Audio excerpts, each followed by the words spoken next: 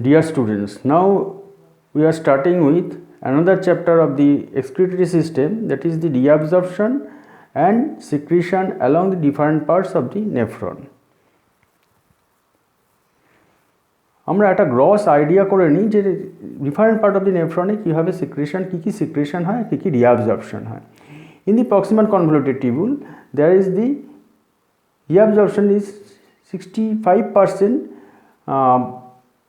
sodium and water, about 60% chloride reabsorption occurs, and total glucose and amino acid reabsorption occurs.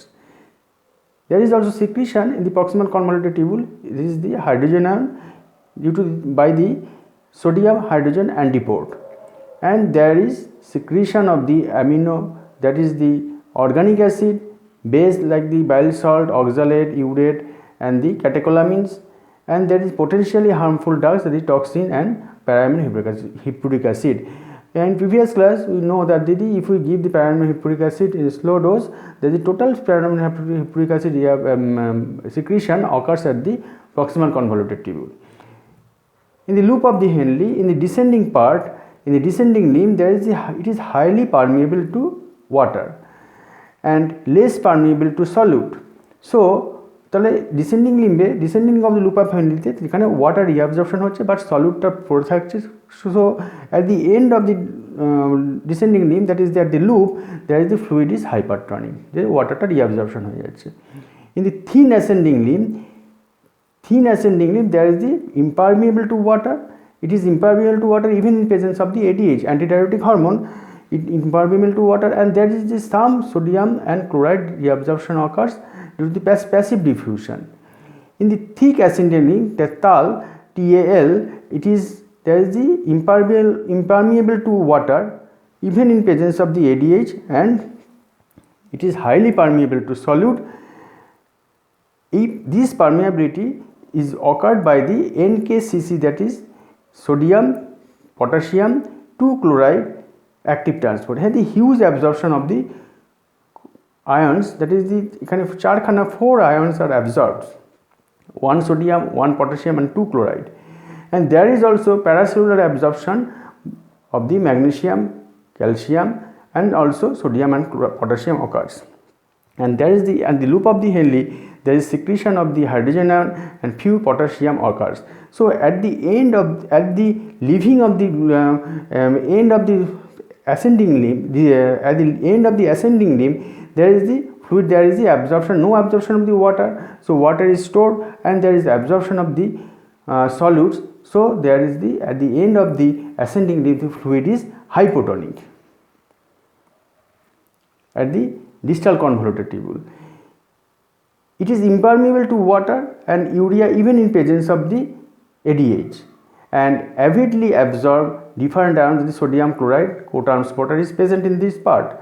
And in DCT we see the two types of the cell, that is principal cell, 90% is the principal cell and 10% the intercalated cell. Principal cell's function is absorb, it is the sodium and reabsorb sodium and secrete potassium by influence of the aldosterone. And intercalated cell play a key role of the acid-base balance of the body fluid, and this hydrogen ion is secreted and potassium ion is reabsorbed by the hydrogen potassium ATPase. In late DCT and connecting tubule and cortical collecting duct, it is impermeable to urea, and this part is impermeable to urea, and even in presence of the ADH থাকলেও এটা urea permeable নয়, but it is permeable to water in presence of the ADH. তার মানে এখানে water permeable but urea is not permeable for reabsorption, and there is sodium reabsorption and potassium secretion, and this by the principal cell, and it is controlled by the aldosterone. A metallic collecting duct is permeable to water, that is water reabsorption occurs in presence of the ADH, and here the absorption of the urea occurs due to the presence of the urea transporter. It is mediated by the ADH. If ADH is present, there is the absorption of the urea occurs only this part, as there is the urea transporter UTA1 and UTA3 is present. and in this part there is secretion of the hydrogen with the, and this helps of the acid base balance. Importance of the tubular reabsorption, তার আগে আমি দেখে নিই যে in this part this is the nephron and this is the, and this only this part, that is connecting tubule, cortical collecting duct, medullary collecting duct, this part is ADH acts, only this part ADH acts, and urea absorption occurs only medullary collecting duct.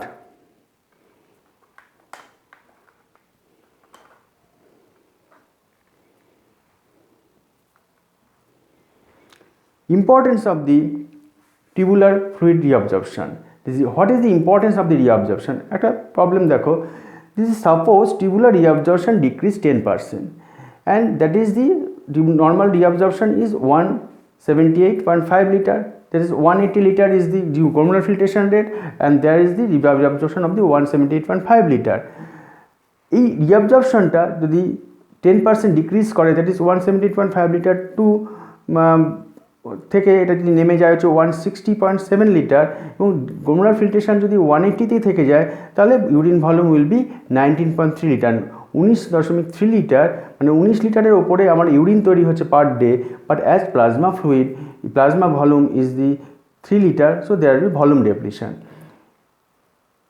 আমাদের একটা জিনিস মনে রাখতে হবে যে glomerular filtration is less selective than the tubular reabsorption. Glomerular filtration কী কী হয় না, there is the large protein and the blood cells, এই লার্জ মানে মলিকুলগুলো অ্যাবজর্পশন হয় না, বাকি সব অ্যাবজর্পশন ফিল্ট্রেশন হয়ে যায়, but reabsorption is highly selective. এখানে glucose and amino acid is completely reabsorbed, sodium chloride bicarbonate highly reabsorbed, urea creatine poorly reabsorbed. But though they are filtered, there is filtration occurs of the urea creatine, it is poorly reabsorbed. Mechanism of reabsorption. There is a two pathway of the reabsorption. One is the transcellular pathway and second is the paracellular pathway. Transcellular pathway, there is three phases, from lumen, from the tubular lumen to cell, and second is the from cell to interstitial space, and third is the from interstitial space to peritubular capillary by the bulk flow or solvent drag. Paracellular pathway, this reabsorption occurs in two phases. Here the from lumen to interstitial space by the gap tight junction, via the tight junction between the two cells, this absorption occurs, this the bypasses the cell and via the tight junction, and from the interstitial space এবং ফ্লুইডটা যখন তোমার সলিউটসটা চলে এলো interstitial space, from interstitial space to peritubular cavity, here this two steps and here this three steps, and transport in the reabsorption. Reabsorption occurs in two types of there is reabsorption occurs. One is the active transport, second is the passive transport, and primary active. The active transport is another two types. The primary active transport, that is sodium potassium ATPase, and the hydrogen potassium ATPase. Here the ATP is required directly, and secondary active transport, that this example is the sodium glucose transporter, and the ATP is indirectly used, and passive transport, it is the number one is the diffusion carbon dioxide and facilitated diffusion sodium. So by this all the processes the reabsorption occurs.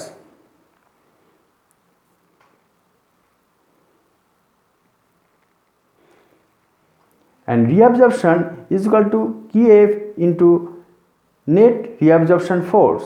Net reabsorption force depends on peritubular capillary hydrostatic pressure, that is it opposes reabsorption is the 10 mm Hg. Second is the peritubular capillary oncotic pressure, it favors reabsorption is 35 mm Hg, and interstitial fluid hydrostatic pressure it favors reabsorption, that is the 5 mm Hg, and interstitial fluid oncotic pressure 15 mm Hg. So net absorption force is equal to 15 mm Hg plus 15 mm Hg, and for this the reabsorption occurs. Factors regulating reabsorption force. The peritubular capillary, number one, peritubular capillary hydrostatic pressure. it depends on the peritubular capillary hydrostatic depends on the that is the SAP, systemic arterial pressure, and there is the resistance of the afferent efferent arteriole. Systemic arterial pressure যত বাড়বে তাহলে peritubular capillary hydrostatic pressure তত বাড়বে, and resistance of the afferent and efferent arteriole. If the afferent arteriolar resistance vasoconstriction occurs, so that the peritubular capillary hydrostatic pressure will decrease, and efferent arteriolar vasoconstriction also causes the peritubular capillary hydrostatic pressure decrease. And peritubular capillary oncotic pressure, it depends on the systemic plasma, colloidal pressure, and the filtration fraction. If the GFR increases, there is the peritubular capillary hydrostatic pressure also, oncotic pressure also increases, as there is the ions are filtered, so the solutes are পড়ে থাকছে এবং solid যেহেতু থেকে যাচ্ছে, peritubular capillary oncotic pressure increases, and this favors reabsorption. And interstitial fluid hydrostatic pressure, and there is the interstitial fluid oncotic pressure is also the factor of the reabsorption and the KF.